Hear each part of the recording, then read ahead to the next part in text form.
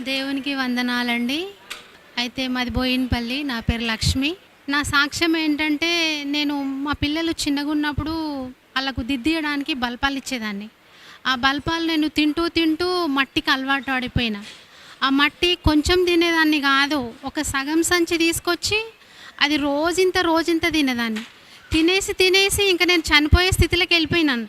ఇంకా నాకు అన్నం డైజెషన్ కాకపోతుండే. ఇంకా నా కాళ్ళు, చేతులు అన్నీ తెల్లబడిపోయి, ఇంకా నేను చనిపోతాను అనుకున్నా. చనిపోతాను అనుకోని ఇంకా టీవీలో అయ్యగారి వాక్యం వస్తుంది.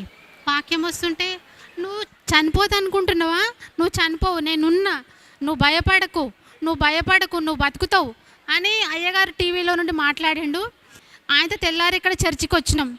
వచ్చేసే వరకు అయ్యగారిగా నా మీద హస్తం ఉంచి ఆ తైలాభిషేకం చేసిన తర్వాత నాకు సంపూర్ణంగా విడుదల వచ్చేసింది. ఇప్పుడు నాకు దాని మీద ఏమీ మనసు ఉండట్లేదు, ఏమీ తినబుద్ధి అవ్వట్లేదు. అసలు దాన్ని చూస్తే నాకు ఇప్పుడు అసహ్యం వేస్తుంది. నాకిప్పుడు దేవునికి స్తోత్రాలు, అయ్యగారికి వందనాలు.